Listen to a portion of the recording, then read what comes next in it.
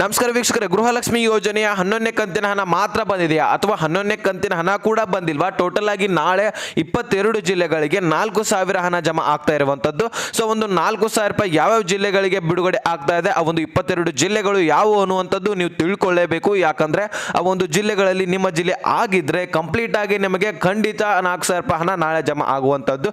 So ಹೀಗಾಗಿ ಆ ಒಂದು 22 ಜಿಲ್ಲೆಗಳನ್ನ ನೀವು ತಿಳ್ಕೊಳ್ಳೇಬೇಕು. ಜೊತೆಗೆ ಸ್ವತಃ ಲಕ್ಷ್ಮೀ ಹೆಬ್ಬಾಳ್ಕರ್ ಮೇಡಮ್ ಅವರೇ ಸ್ಪಷ್ಟನೆಯನ್ನ ಕೊಟ್ಟಿರುವಂತದ್ದು. ಸೊ ಯಾವಾಗ ಬಿಡುಗಡೆ ಆಗತ್ತೆ, ಎಷ್ಟೆಷ್ಟು ಹಣ ರಿಲೀಸ್ ಆಗ್ತಾ ಇದೆ, ಯಾವ್ಯಾವ ಜಿಲ್ಲೆಗಳಿಗೆ ರಿಲೀಸ್ ಆಗ್ತಾ ಇದೆ, ಸ್ವತಃ ಅವರನ್ನೇ ನಿಮಗೆ ಕ್ಲಿಪ್ ಅನ್ನ ತೋರಿಸ್ಬಿಟ್ಟು ಕಂಪ್ಲೀಟ್ ಆಗಿ ವಿಡಿಯೋವನ್ನ ಕಂಪ್ಲೀಟ್ ಆಗಿ ನಿಮಗೆ ತಿಳಿಸ್ಕೊಡ್ತೀನಿ. ಸೊ ಆ ಒಂದು ಕಂಪ್ಲೀಟ್ ಆಗಿ ನೋಡುವಂತಹ ಜವಾಬ್ದಾರಿ ನಿಮ್ದಾಗಿರುತ್ತೆ. ಚಾನಲ್ಗೆ ಸಬ್ಸ್ಕ್ರೈಬ್ ಮಾಡಲಿಲ್ಲ ಅಂದ್ರೆ ದಯವಿಟ್ಟು ಬೇಗನೆ ಸಬ್ಸ್ಕ್ರೈಬ್ ಮಾಡ್ಕೊಳ್ಳಿ. ವಿಡಿಯೋಕ್ಕೆ ಒಂದು ಲೈಕ್ ಕೊಟ್ಬಿಟ್ಟು ವಿಡಿಯೋನ ನೋಡ್ಲಿಕ್ಕೆ ಸ್ಟಾರ್ಟ್ ಮಾಡಿ. ನಮ್ಮ ಶ್ರಮಕ್ಕೆ ಅಂತ ಅನ್ಕೊಳ್ಳಿ. ನನಗೆ ಬರೀ 5 ರಿಂದ 8 ನಿಮಿಷ ಟೈಮ್ ಕೊಟ್ಟು ವಿಡಿಯೋನ ನೋಡಿಬಿಡಿ. ಡೈರೆಕ್ಟ್ ಆಗಿ ನಿಮ್ಗೆಲ್ಲನೂ ಕೂಡ ಕ್ಲಾರಿಟಿ ಸಿಕ್ಬಿಡುತ್ತೆ. ಓಕೆನಾ? ಸೊ ಇಲ್ಲಿ ನೋಡಿ, ಡೈರೆಕ್ಟ್ ಆಗಿ ನಾನು ಇವಾಗ ಟಾಪಿಕ್ಗೆ ಬಂದ್ಬಿಡ್ತೀನಿ. ನೋಡಿ, ಗೃಹಲಕ್ಷ್ಮಿ ಯೋಜನೆಗೆ ಸಂಬಂಧಪಟ್ಟಂತೆ ಈಗಾಗಲೇ 2,000 ರೂಪಾಯಿ ಅಂತೂ ಎಲ್ಲರ ಖಾತೆಗೆ ಜಮಾ ಆಗ್ತಾ ಇರುವಂತದ್ದು ನಿಜಾನೇ, ಜಮಾ ಆಗ್ತಾ ಇದೆಯೂ ಕೂಡ. ಆದ್ರೆ ಇಲ್ಲಿ ಹೆಚ್ಚಿನ ಪ್ರಮಾಣದಲ್ಲಿ ಬೆಳಗಾವಿ ಜಿಲ್ಲೆಯಲ್ಲಿ ಯಾರಿಗೂ ಕೂಡ ಜಮಾ ಆಗ್ತಾ ಇಲ್ಲ. ಇಲ್ಲಿ ಹೇಳ್ಬೇಕಂದ್ರೆ ಬೆಳಗಾವಿ ಜಿಲ್ಲೆಯಲ್ಲಿ ಹೆಚ್ಚಿನ ಒಂದು ತಾಲೂಕಿನಲ್ಲಿ ಜಮಾ ಆಗ್ತಾ ಇಲ್ಲ. ಇಲ್ಲಿ ಪಾರ್ಟ್ಸ್ ಅಂದ್ರೆ ಆ ಒಂದು ತಾಲೂಕುಗಳನ್ನ ಡಿವೈಡ್ ಮಾಡಿಕೊಂಡು ಹಣವನ್ನ ಜಮಾ ಮಾಡ್ತಾ ಇರುವಂತದ್ದು. ಸೊ ಎಲ್ಲರಿಗೆ ಒಟ್ಟಿಗೆ ಜಮಾ ಮಾಡ್ತಾ ಇಲ್ಲ. ಈಗಾಗಲೇ ಕಲಬುರಗಿ ಜಿಲ್ಲೆದವರಿಗೂ ಕೂಡ 2,000 ರೂಪಾಯಿ ಜಮಾ ಆಗಿದೆ. ವಿಜಾಪುರ್ನಲ್ಲಿ ಹೆಚ್ಚಿನ ಪ್ರಮಾಣದಲ್ಲಿ ಜಮಾ ಆಗಿದೆ ಅಂದ್ರೆ 2,000 ರೂಪಾಯಿ, ಅದು ವಿಜಾಪುರ್ನಲ್ಲಿ ಜಮಾ ಆಗಿರುವಂತದ್ದು. ಸೊ ಇಲ್ಲಿ ಕಲಬುರಗಿ ಕೂಡ ಜಮಾ ಆಗಿದೆ, ಬಾಗಲಕೋಟೆಯಲ್ಲಿ ಕೂಡ, ಕೋಲಾರದಲ್ಲಿ ಕೂಡ, ಅದೇ ರೀತಿಯಾಗಿ ಹಾವೇರಿ ಜಿಲ್ಲೆಯಲ್ಲಿ ಕೂಡ ಈಗಾಗಲೇ ಜಮಾ ಆಗಿರುವಂತದ್ದು 2,000 ರೂಪಾಯಿ. ಇನ್ನು 4,000 ಕೂಡ ಜಮಾ ಆಗಿರುವಂತದ್ದು ಉಡುಪಿಯಲ್ಲಿ, ತುಮಕೂರಿನಲ್ಲಿ, ದಾವಣಗೆರೆಯಲ್ಲಿ ಕೂಡ ಜಮಾ ಆಗಿರುವಂತದ್ದು. ಅದೇ ರೀತಿಯಾಗಿ ಕೊಪ್ಪಳ ಜಿಲ್ಲೆಯಲ್ಲಿ ಕೂಡ ಈಗಾಗಲೇ 4,000 ರೂಪಾಯಿ ಹೆಚ್ಚಿನ ಪ್ರಮಾಣದಲ್ಲಿ ಜಮಾ ಆಗಿದೆ. ಆದ್ರೆ ಇಲ್ಲಿ 2,000 ರೂಪಾಯಿ, ಇನ್ನೂ 2,000 ರೂಪಾಯಿ ಬರ್ಬೇಕಲ್ವಾ, ಕಾಯ್ತಾ ಇರ್ತೀರಲ್ವಾ? ಸೊ ನಿಮಗೂ ಕೂಡ ಈಗಾಗಲೇ ಒಂದು ವಿಡಿಯೋಗಳಲ್ಲಿ ಕ್ಲಾರಿಟಿ ಕೊಟ್ಟಿದ್ದೀನಿ. ಸೊ ವೇಟ್ ಮಾಡಿ. ಈಗ ಇದೇ ಆಗಸ್ಟ್ 15 ನಂತರ 2,000 ರೂಪಾಯಿ ನಿಮಗೆ ಉಳಿದಂತಹ ಫಲಾನುಭವಿಗಳಿಗೆ ಜಮಾ ಮಾಡ್ತೇವಂತ ಸ್ಪಷ್ಟನೆಯನ್ನು ಕೊಟ್ಟಿರುವಂತದ್ದು. ಸೊ ಹಾಗಾದ್ರೆ ಮೊದಲು ಏನ್ ಮಾಡಿ ಗೊತ್ತಲ್ವಾ ನಿಮಗೆ, ಈ ಒಂದು ಲಕ್ಷ್ಮೀ ಹೆಬ್ಬಾಳ್ಕರ್ ಮೇಡಮ್ ಅವರು ಮಾಹಿತಿ ಕೊಟ್ಟಿದಾರಲ್ಲ, ಅದನ್ನ ಸ್ಪಷ್ಟನೆಯನ್ನ ಏನು ಕೊಟ್ಟಿದ್ದಾರೆ ಅನ್ನುವಂಥದ್ದನ್ನು ನಾನು ನಿಮಗೆ ತಿಳಿಸ್ಕೊಡ್ತೀನಿ ನೋಡ್ರಿ ಇಲ್ಲಿ. ಸೊ ಈಗಾಗಲೇ ಗೃಹಲಕ್ಷ್ಮಿ ಯೋಜನೆ ಹಣ ಬಿಡುಗಡೆ ಆಗಾಯ್ತು, ಬಿಡುಗಡೆ ಮಾಡಾಯ್ತು, ಎಲ್ಲರ ಖಾತೆಗೆ ಕೂಡ ಜಮಾ ಆಗ್ತಾ ಇದೆನೂ ಕೂಡ ಅಂತ ಸ್ಪಷ್ಟನೆಯನ್ನ ಕೊಟ್ಟಿದ್ದಾರೆ. ಒಂದು ತಿಂಗಳಿಗೆ ಸುಮಾರು 3,000 ಕೋಟಿ ಹಣ ಬೇಕಾಗತ್ತೆ. ಅಂದ್ರೆ ಒಂದು ತಿಂಗಳಿಗೆ ನಾವು ಹಣ ಜಮಾ ಮಾಡ್ಬೇಕಂದ್ರೆ ಮಹಿಳೆಯರಿಗೆ 3,000 ಕೋಟಿ ಸಮಥಿಂಗ್ ಹಣ ಬೇಕಾಗತ್ತೆ ಅಂತ ಸ್ಪಷ್ಟನೆಯನ್ನ ಕೊಟ್ಟಿದ್ದಾರೆ. ಸೊ ಇಲ್ಲಿ ಪ್ರತಿ ತಿಂಗಳು ಕೂಡ 15ನೇ ತಾರೀಕು ನಾವು ಜಮಾ ಮಾಡಲಿಕ್ಕೆ ಪ್ರಾರಂಭಿಸಿದ್ರೆ ಅದು ಮಂತ್ ಎಂಡ್ ವರೆಗೂ ಕೂಡ 28-30ನೇ ತಾರೀಕು ಕೂಡ ಟೈಮ್ ನಮಗೆ ಬೇಕಾಗತ್ತೆ.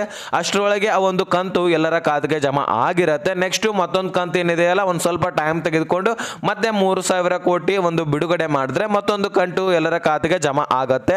ಈಗಾಗಲೇ ನೀವು ಕಾಣಬಹುದು, ರೈತರಿಗೆ ಈಗ ಒಂದು ಹಣ ಹೋಗ್ಬೇಕಂದ್ರೆ ಬರಬ್ಬರಿ ಅಷ್ಟೇ ಅಲ್ಲ, ಯಾವುದೇ ರೀತಿಯಾದಂಥ ಸಬ್ಸಿಡಿ ಮುಖಾಂತರ ಕಡಿಮೆ ಬಡ್ಡಿ ದರದಲ್ಲಿ ಹಣ ಹೋಗ್ಬೇಕಂದ್ರೆ, ಯಾವುದೇ ರೀತಿಯಾಗಿ ರೈತರಿಗೆ ಒಂದು ಯೋಜನೆ ಸಿಗ್ಬೇಕಂದ್ರೆ ಸಾಕಷ್ಟು ಅಲ್ದಾಡ್ತಾರೆ, ಟೈಮ್ ತಗೋತಾರೆ, ಟೈಮ್ ಸಿಗ್ತಾ ಇದೀವಿ ಕೂಡ.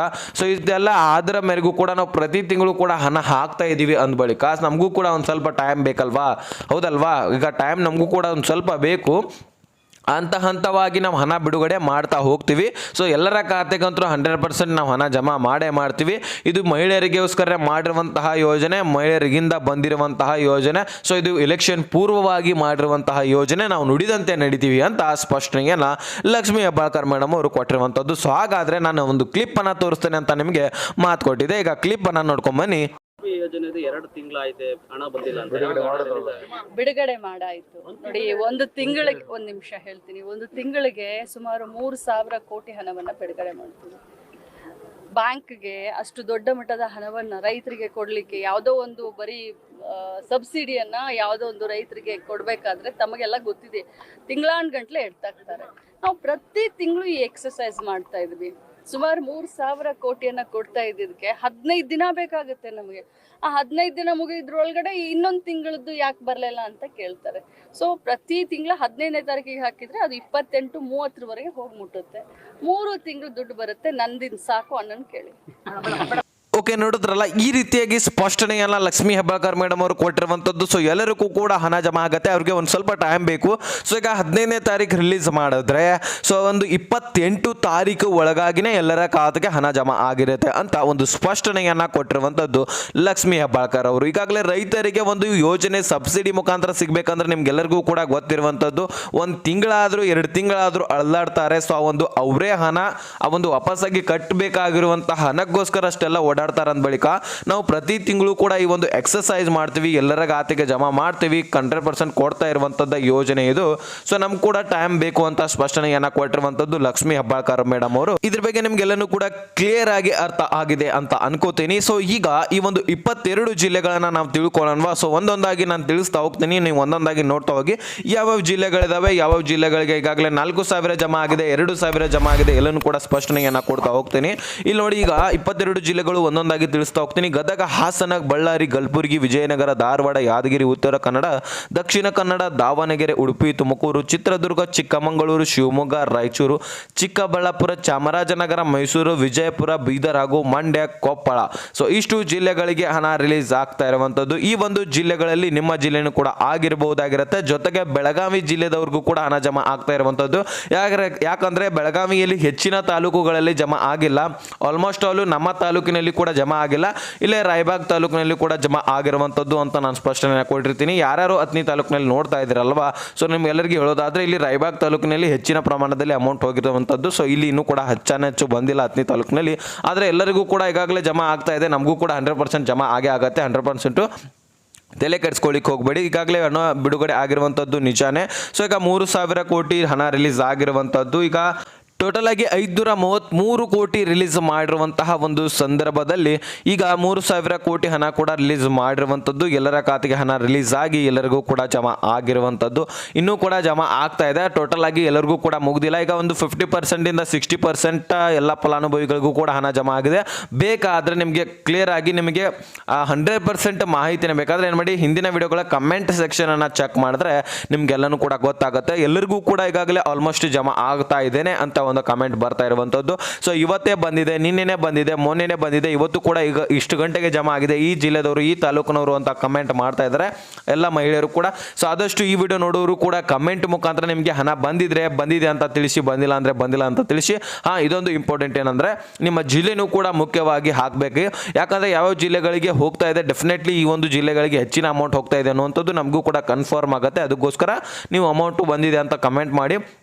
ಮುಖ್ಯವಾಗಿರುವಂಥದ್ದು ಏನಂದರೆ ಬಂದಿರುವಂಥವ್ರು ಮುಖ್ಯವಾಗಿ ಕಮೆಂಟ್ ಮಾಡಿ, ಓಕೆನಾ. ಯಾಕಂದರೆ ನಿಮಗೆ ಬಂದಿರುವಂಥವ್ರು ಬಂದಿದೆ ಅಂತ ಹೇಳಿದ್ರೆ ಸೊ ಬಂದಿಲ್ಲದವ್ರಿಗೂ ಕೂಡ ಈಗ ಒಂದು ಭರವಸೆ ಬರುತ್ತೆ, ಯಾಕಂದರೆ ಬರ್ತಾ ಇದೆ ಅನ್ನುವಂಥ ನಂಬಿಕೆ ಕೂಡ ಬರ್ತಾ ಇರುವಂಥದ್ದು. ಸೊ ಅದಕ್ಕೋಸ್ಕರ ಈಗಾಗಲೇ 2,000 ರೂಪಾಯಿ ಜಮಾ ಆಗಿದೆ ಅಂದ ಬಳಿಕ 2,000 ರೂಪಾಯಿನಾದರೂ ಜಮಾ ಆಗಲಿ ಅಂತ ನನ್ನ ಅನಿಸಿಕೆ. ಯಾಕಂದರೆ ಈಗ ಇಷ್ಟೆಲ್ಲ ಒಂದು ರೂಲ್ಸ್ಗಳನ್ನು ಜಾರಿ ಮಾಡಿದ್ರು ನಿಮ್ಗೆ ಗೊತ್ತಲ್ವಾ, ಸರ್ಕಾರ 100% ಒರಿಜಿನಲ್ ಡಾಕ್ಯುಮೆಂಟ್ಸ್ಗಳು ಹೊಂದಿರಬೇಕು, ಆದಾಯ ತೆರಿಗೆ ಟ್ಯಾಕ್ಸ್ ಕಟ್ಟಬಾರ್ದು, ಮತ್ತು ಇಲ್ಲಿ ಗೋರ್ಮೆಂಟ್ ಜಾಬ್ ಅಂಡರ್ನಲ್ಲಿ ಇರಬಾರ್ದು, ಇಂತಹ ಒಂದು ಹೊಸ ರೂಲ್ಸ್ಗಳನ್ನ ತಂದರು. ಇಲ್ಲಿ 4 ವೀಲರ್ ವಾಹನಗಳನ್ನ ಹೊಂದಿರ್ತಾರೆ, ವೈಟ್ ಒಂದು ಬೋರ್ಡ್ ಕಾರ್ನ ಹೊಂದಿರ್ತಾರೆ. ಸೊ ಅಂಥವ್ರಿಗೆಲ್ಲರಿಗೂ ಕೂಡ ಅಮೌಂಟ್ ಹಾಕಲ್ಲ ಅಂತ ಸ್ಪಷ್ಟನೆಯನ್ನು ಕೊಟ್ಟಿದ್ದಾರೆ. ಸೊ BPL ರೇಷನ್ಸ್ ಕಾರ್ಡ್ಗಳು ಕೂಡ ರದ್ದಾಗ್ತಾ ಇರುವಂಥದ್ದು ನಿಮ್ಗೆ ಕಾಣ್ಬೋದು. ಆಹಾರ ಇಲಾಖೆ ಈಗಾಗಲೇ 15 ರಿಂದ 20 ಲಕ್ಷ ರೇಷನ್ಸ್ ಕಾರ್ಡ್ಗಳನ್ನು ದಿನೇ ಈಗಾದರೂ ಸಹಿತ ರೇಷನ್ ಕಾರ್ಡ್ಗಳನ್ನು ರದ್ದು ಮಾಡ್ತಾ ಇರುವಂಥದ್ದು. BPL ರೇಷನ್ ಕಾರ್ಡ್ಗಳೇ ಟಾರ್ಗೆಟ್ ಆಗಿವೆ ಆಹಾರ ಇಲಾಖೆಗೆ. ಟೋಟಲ್ ಆಗಿ 40 ಲಕ್ಷ ರೇಷನ್ಸ್ ಕಾರ್ಡ್ಗಳನ್ನ ರದ್ದು ಮಾಡುವಂತಹ ಸಾಧ್ಯತೆ ಇದೆ. ಈಗಾಗಲೇ ಒಂದು 15 ರಿಂದ 20 ಲಕ್ಷದವರೆಗೂ ಕೂಡ ರದ್ದು ಮಾಡಿರುವಂಥದ್ದು ಈಗಾಗಲೇ ಆಹಾರ ಇಲಾಖೆ. ಅದರಲ್ಲಿ ನಿಮ್ಮದು ಕೂಡ ಆಗಿರ್ಬೋದಾಗಿರುತ್ತೆ. ಸೊ ಅದಕ್ಕೋಸ್ಕರ ಆಹಾರ ಒಂದು ನಿಮಗೆ 2,000 ರೂಪಾಯಿ ಹಣ ಜಮಾ ಆಗಿದ್ರೆ ನೀವು ಗೃಹಲಕ್ಷ್ಮಿ ಯೋಜನೆಗೆ ಎಲಿಜಿಬಲ್ ಇದ್ದೀರಾ ಕನ್ಫರ್ಮ್ ಅಂತ ಅನ್ನುವಂತಹ ಮಾಹಿತಿ ನಿಮಗೆ ಗೊತ್ತಾಗುತ್ತೆ. ಸೊ ಅದಕ್ಕೋಸ್ಕರ ನಾನೇನು ಹೇಳ್ತಾ ಇದ್ದೀನಿ ಅಂದರೆ 2,000 ರೂಪಾಯಿನಾದರೂ ಜಮಾ ಆಗಲಿ ಅಂತ ಸ್ಪಷ್ಟನೆಯನ್ನು ಕೊಡ್ತಾ ಇರುವಂಥದ್ದು ನನ್ನ ಕಡೆಯಿಂದ, ಓಕೆನಾ. 2,000 ರೂಪಾಯಿನಾದರೂ ಜಮಾ ಆದರೆ ನಿಮ್ಗೆ ಏನು ಅನಿಸುತ್ತೆ, ಇನ್ಮೇಲಿಂದ ಗೃಹಲಕ್ಷ್ಮಿ ಯೋಜನೆ ಬರುತ್ತಪ್ಪ, ಇಂತಹ ಯೋಜನೆಗಳು ಕೂಡ ನಮಗೆ ಸಿಗ್ತಾ ಇರ್ತವೆ, ಎಲ್ಲ ಹಣ ಕೊಡೋ ಕೂಡ. ಮತ್ತು ಇಲ್ಲಿ BPL ರೇಷನ್ ಕಾರ್ಡಲ್ಲಿ ಅಕ್ಕಿ ಕೂಡ ಸಿಗ್ತಾ ಇರುತ್ತೆ. BPL ರೇಷನ್ ಕಾರ್ಡು ನಮ್ದು ಇದೆ, ಇದ್ರ ಬಗ್ಗೆ ಏನು ಓಡಾಡುವಂತಹ ನಮ್ಮ ಕೆಲಸ ಅದು ಅಂತ ಏನಿಲ್ಲ ಅಂತ ನೀವು ಆರಾಮಾಗಿ ಕುತ್ಕೋಬಹುದು, ನೀವು ಆರಾಮಾಗಿ ಹಣವನ್ನು ಪಡಿಬಹುದಾಗಿರುತ್ತೆ. ಮತ್ತು BPL ರೇಷನ್ ಕಾರ್ಡ್ ಕೂಡ ರದ್ದಾಗುವುದು ಉಳಿದಿರುತ್ತೆ. ಸೊ ಅದಕ್ಕೋಸ್ಕರ 2,000 ರೂಪಾಯಿನಾದರೂ ಕನ್ಫರ್ಮ್ ಆಗಿ ಜಮಾ ಆಗಲಿ. ಇದೇ ಆಗಸ್ಟ್ 15 ನಂತರ 12ನೇ ಕಂತಿನ ಹಣ ಕೂಡ ರಿಲೀಸ್ ಆಗುತ್ತೆ. ನೆಕ್ಸ್ಟ್ ಮಂತ್ನಲ್ಲಿ 13ನೇ ಕಂತಿನ ಹಣ ಕೂಡ ರಿಲೀಸ್ ಮಾಡೋದ್ರ ಬಗ್ಗೆ ಮಾಹಿತಿ ಇನ್ನೂ ಕೂಡ ಬಂದಿಲ್ಲ, ಬಿಡುಗಡೆ ಮಾಡ್ತೇವೆ ಅಂತ ಹೇಳಿದ್ದಾರೆ ಅಷ್ಟೇ. ಆ ಒಂದು ಯಾವ ದಿನಾಂಕದಂದು ಬಿಡುಗಡೆ ಆಗುತ್ತೆ, ಯಾವಾಗಿನಿಂದ ಎಲ್ಲರ ಖಾತೆಗೆ ಜಮಾ ಆಗಲಿಕ್ಕೆ ಪ್ರಾರಂಭಿಸುತ್ತೆ ಅದನ್ನು ಎಲ್ಲರೂ ಕೂಡ ಮಾತಾಡೋಣ. ಮೊದಲಿಗೆ 12ನೇ ಕಂತಿನ ಹಣ ಆಲ್ರೆಡಿ ಕ್ಲಿಯರ್ ಮಾಡ್ಕೊಳ್ಳೋಣವಾ. ಸೊ ಎಲ್ಲರೂ ಕೂಡ ಅದೊಂದು ಕೆಲಸವನ್ನು ಮಾಡೋಣ. ಈಗ 11ನೇ ಕಂತಿನ ಹಣ ಕೂಡ ಈಗ ಮಹಿಳೆಯರು ಪ್ರತಿಭಟನೆ ಮಾಡಿಕೊಂಡು ರಿಲೀಸ್ ಮಾಡಿಕೊಂಡ್ರು ಅಂತ ಅನ್ಬೋದು. ಯಾಕಂದರೆ ಮಹಿಳೆಯರು ಈ ರೀತಿಯಾಗಿ ಪ್ರತಿಭಟನೆ ಆಕ್ರೋಶನ ವ್ಯಕ್ತಪಡಿಸಿಲ್ಲಪ್ಪ ಅಂದರೆ ಗೃಹಲಕ್ಷ್ಮಿ ಭವಿಷ್ಯ ಬಂದ್ ಆಗ್ತಾ ಇತ್ತು ಏನೋ ಅನಿಸುತ್ತೆ ನನಗೂ ಕೂಡ. ಯಾಕಂದರೆ ಮಹಿಳೆಯರು ಈ ಒಂದು ಪ್ರಯತ್ನವನ್ನು ಮಾಡಿದ ಕಾರಣಕ್ಕಾಗಿಯೇ ಈ ಒಂದು ಹಣ ಎಲ್ಲರ ಖಾತೆಗೆ ಜಮಾ ಆಗಲಿಕ್ಕೆ ಪ್ರಾರಂಭಿಸಿದೆ ಅಂತ ನನ್ನ ಅನಿಸಿಕೆ. ಸೊ ಎಲ್ಲರ ಮಹಿಳೆಯರು ಅನಿಸಿಕೆನೂ ಕೂಡ ಬರ್ತಾ ಇರುವಂಥದ್ದು. ಯಾಕಂದರೆ ಸರ್ಕಾರ ಬಗ್ಲೇಬೇಕಾಯಿತು ಈ ಒಂದು ಮಹಿಳೆಯರ ಆಕ್ರೋಶಕ್ಕೆ, ಹೌದಲ್ವಾ. ಈಗ ಮಹಿಳೆಯರು ಗೃಹಲಕ್ಷ್ಮಿ ಯೋಜನೆ ಬರ್ತಾ ಇಲ್ಲ ಅಂದ ಬಳಿಕ ಒಂದು ಪ್ರತಿಭಟನೆಗಳನ್ನು ಕೂಡ ಮಾಡಿದ್ರು. ಮೈಸೂರಿನಲ್ಲಿ ಪ್ರತಿಭಟನೆ ನಡೆದಿತ್ತು, ಗೊತ್ತಿರ್ಬೋದು ನಿಮಗೆ. ಹಾಸನದಲ್ಲಿ ಆಕ್ರೋಶವನ್ನು ವ್ಯಕ್ತಪಡಿಸ್ತಾ ಇದ್ರು. ಎಲ್ಲ ಕಡೆಯೂ ಕೂಡ ಎಲ್ಲ ಜಿಲ್ಲೆಯೂ ಕೂಡ ಆಕ್ರೋಶವನ್ನು ವ್ಯಕ್ತಪಡಿಸ್ತಾ ಇದ್ರು. ಮಾಧ್ಯಮದಲ್ಲಿ ಎಲ್ಲರೂ ಕೂಡ ಹೇಳ್ತಾ ಇದ್ರು ಅಮೌಂಟ್ ಆಗ್ತಾ ಇಲ್ಲ ನಮಗೆ, ಎಲೆಕ್ಷನ್ ಅಲ್ಲಿ ವೋಟ್ ಹಾಕ್ಸ್ಕೊಂಡ್ರು ನಮಗೆ ಅಮೌಂಟ್ ಆಗ್ತಾ ಇಲ್ಲ ಅಂತ ಒಂದು ಮಾಹಿತಿಯನ್ನು ಹೊರಡಿಸ್ತಾ ಇದ್ರು. ಸೊ ಅದಕ್ಕೋಸ್ಕರ ಈಗಾಗಲೇ ಸರ್ಕಾರ ಬಗ್ಲೇಬೇಕಾಯಿತು, ಎಲ್ಲರಿಗೂ ಕೂಡ ಹಣ ಜಮಾ ಮಾಡಲೇಬೇಕಾಯಿತು. ಸೊ ಇನ್ನು ಮುಂದೆನೂ ಕೂಡ ಮಾಡಲೇಬೇಕು ಅಂತ ಮಹಿಳೆಯರ ಅಭಿಪ್ರಾಯ ಬರ್ತಾ ಇರುವಂಥದ್ದು. ವೀಕ್ಷಕರ ಇದ್ರ ಬಗ್ಗೆನೂ ಎಲ್ಲ ಕೂಡ ಕ್ಲಿಯರ್ ಆಗಿ ನಿಮಗೆ ಸಂಪೂರ್ಣವಾಗಿ ತಿಳಿಸ್ಕೊಟ್ಟಿದ್ದೀನಿ. ಸೊ ಕ್ಲಿಪ್ ಕೂಡ ತೋರಿಸಿದ್ದೀನಿ. ನಿಮಗೆ ಅರ್ಥ ಆಗಿದ್ರೆ ಲೈಕ್ ಮಾಡಿ, ನಿಮ್ಮ ಸ್ನೇಹಿತರಿಗೆ ಶೇರ್ ಮಾಡಿ, ಸಬ್ಸ್ಕ್ರೈಬ್ ಮಾಡಿ ಅಂತ ಹೇಳ್ತಾ ಮತ್ತೆ ಮುಂದಿನ ಮಾಹಿತಿಯನ್ನು ಸಿಗೋಣ. ಸೊ ಅಲ್ಲಿ ತನಕ ಬಾಯ್ ಬಿಡಿ ಫ್ರೆಂಡ್ಸ್.